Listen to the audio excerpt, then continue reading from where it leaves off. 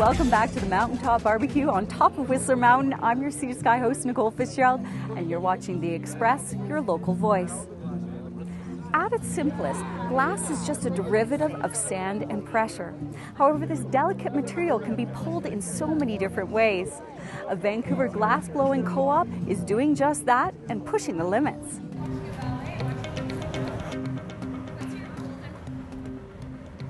Glassblowing is an art form that can be created as a team, and these members of Terminal City Glass Co-op have joined this new co-op to share expenses.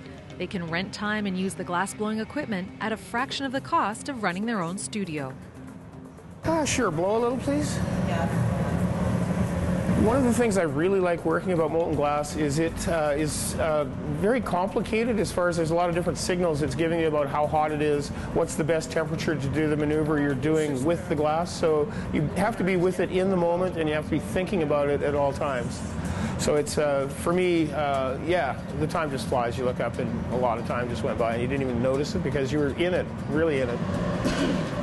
Helping Jeff out today are two other members of Terminal City Glass Co-op, both of whom have years of glass-blowing experience. When I tried it for the first time when I was 17, I was mostly shocked by how absorbing it is. It's very difficult and it's very team-based. It's a community-based art. It's really hard to run or work in a studio all by yourself. You kind of need to have friends and a community working on it with you, and I really like that aspect of it. So here I have opportunities. I can, work with others and yeah, just be around it like I love to be. The furnace in the glass-blowing section of the co-op can melt up to 300 pounds of glass at about 2,300 degrees. I really enjoy the fact that it's both very physical and mentally demanding. There's a lot of chemistry and a lot of physics that's added into glass as well, which is kind of a very geeky aspect, but it's also super physical and you're always moving and you have to pay attention to so many different factors all at once. In addition to glass blowing, there's also a station for flame working. Torches are used to melt rods of glass, which can then be molded into glass beads and small sculptures. I really like the fact that you can have a vision and create it very quickly, and it's very instantaneous, although the skill involved takes a very long time. But, it's kind of fast and furious. Terminal City Glass Co-op offers classes for beginners, and joining the co-op as a member provides a community of people like these from whom you can continue to learn. In East Vancouver, I'm Kendall Harris for The Express. To learn about glass-blowing classes or to join the co-op, just visit terminalcityglass.com. It's a hot hobby, as is barbecuing. We've just traveled up the Whistler Gondola to a mountaintop barbecue here on Whistler Mountain. And next, we're going to venture into space. Can you tell the difference between a planet and star? I know I can't. It's really confusing when you're looking up at the night sky. Well, wonder no more.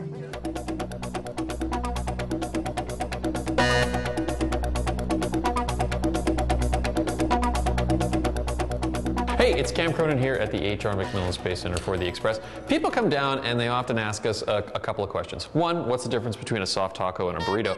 And the other is, why do stars seem to be brighter than planets? So I brought Raminder in to explain the difference basically between a star and a planet in the nighttime sky and some other elements about why we can see these things. So stars generate their own light. They have their own light sources. So like a flashlight. Exactly. So this flashlight is like a star. It creates its own light. Planets, on the other hand, are more like mirrors. They reflect light. And this would go the same for moons or our moon or anything. Exactly. Our moon is just reflecting sunlight down to the Earth. So if we look at say, our moon, if we didn't have any sunlight on it, you wouldn't actually even know it was there. Exactly. If the sun was to go dark, for some mysterious reasons. Which we hope it doesn't. No. Yeah. The moon would be dark as well.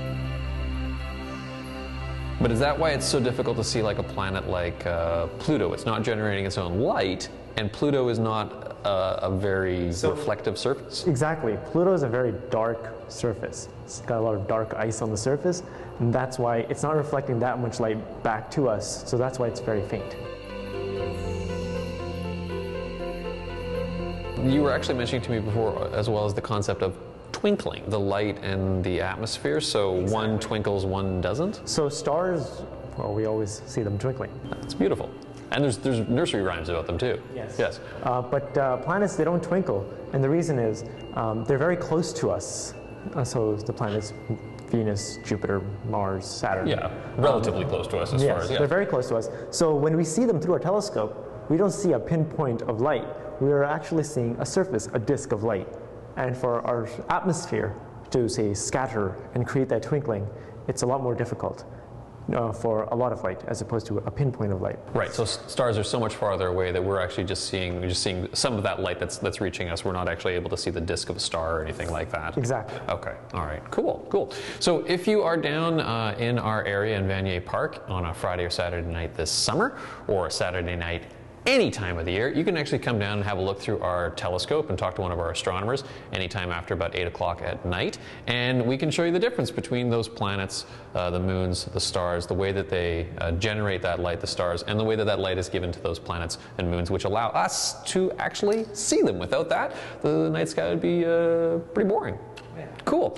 For the Express here at the HR McMillan Space Centre, I'm Cam Cronin. I'm Raminder Samra. And remember, when you're twinkling, always lift up the toilet seat. Still have questions about space? Tweet Cam and Raminder at Ask an Astronomer. Who wants to be inside on a gorgeous night like this? The perfect night for a barbecue here on Whistler Mountain with friends, live music, and great food. The Express, you'll only find it here on Shaw TV. Our meet and greet of merriment continues, only this one isn't for eating. He's right into that camera. After the break, It's so unexpected. kangaroos in Kelowna, I really love my bacon. and the lure of a crispy food trend.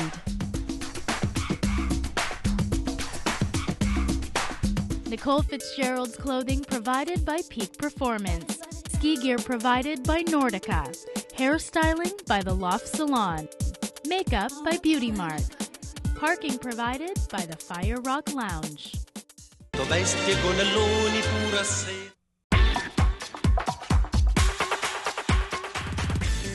Welcome back to the Express on Shaw TV. I'm your Sea Sky host, Nicole Fitzgerald.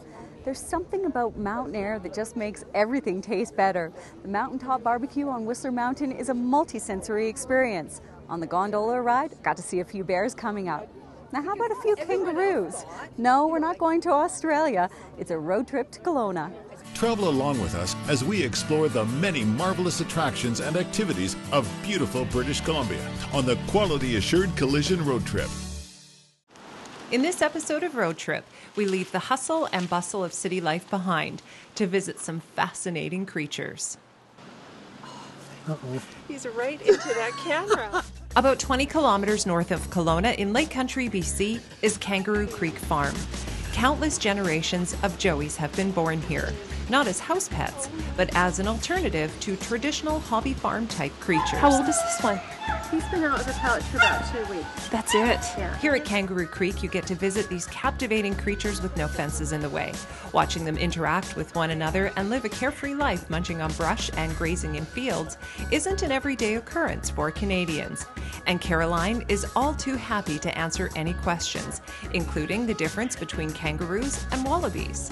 She is a type of kangaroo called a wallaby. A lot of people think there's a difference between a wallaby and a kangaroo.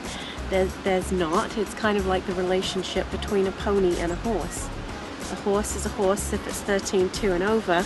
A kangaroo is a kangaroo if its foot is longer than 10 inches as an adult. If it's less than 10 inches as an adult, it's a wallaby.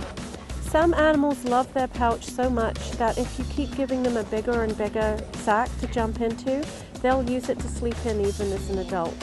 If you hang a sack on the barn wall, they'll jump into it and they'll sleep in it at night. And others lose interest very quickly. I think the reason why people enjoy them so much is because it's so unexpected. You occasionally see kangaroos and wallabies in zoos, but it's at a distance. There is no interaction.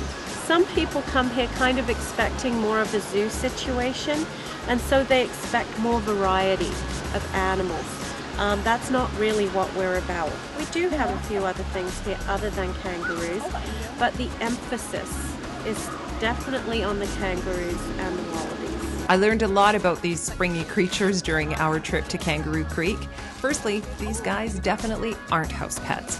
They don't ride in cars or walk on leashes or do tricks, but they do love corn chips. Oh, thank you. Oh, you like my ring? When they're older, if they're females, they'll make like a booming noise. Really? I think he got her bouncing over that bridge, which would have been cute.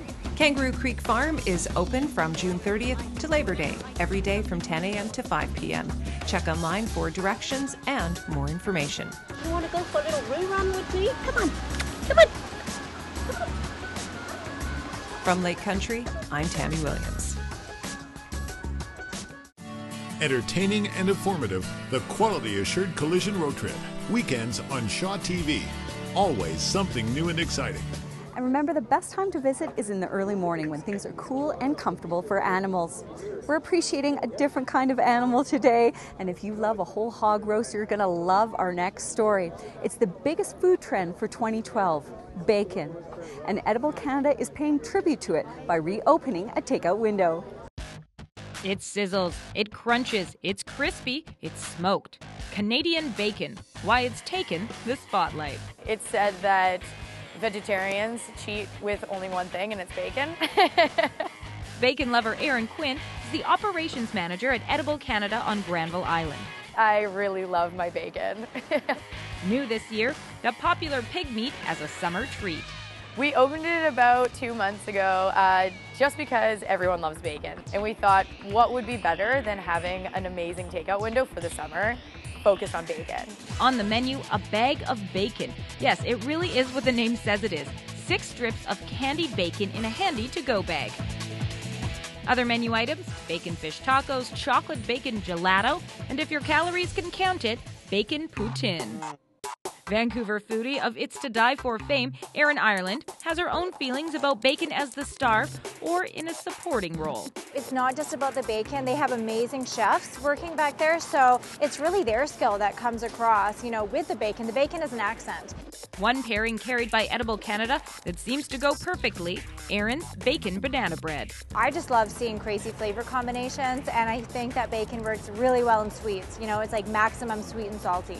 If you ask around, bacon is a favorite. Who cares if it's good for you when it tastes so good? It's that smoky, salty, slightly sweet. It just kind of goes with everything. One Erin loves it, does the other?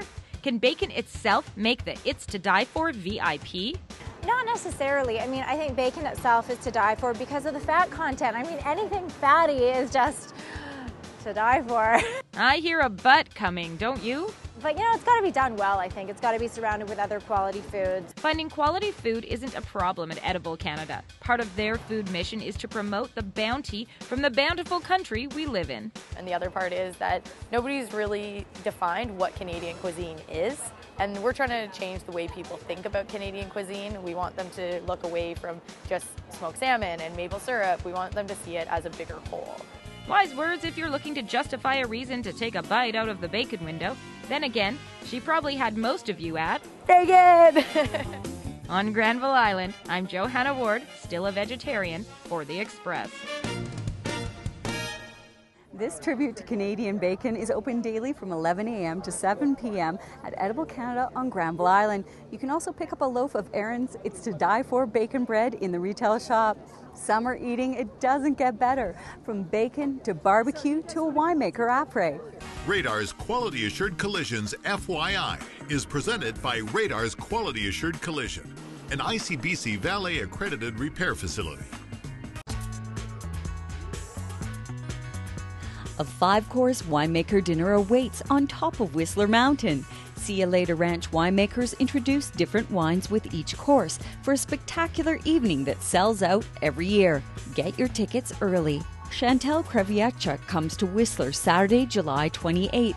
Whistler Olympic Plaza hosts free outdoor concerts all summer long. See more at whistler.ca/concert series. Mark the date for the tastiest two-wheeling event in the Sea to Sky. Slow Food Cycle Sunday returns. Pedal around Pemberton Farms to sample food, drink, and merriment.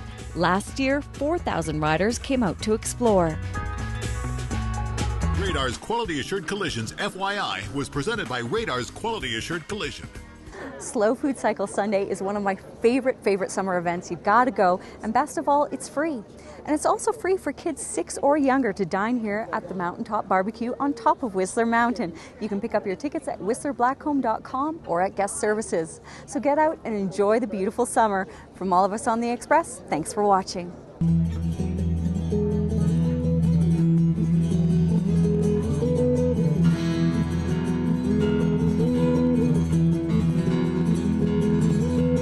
One day I got thinking to myself, I don't think I'd like to try to fit the shoes of somebody else. And being those on the road, talking truth that I felt.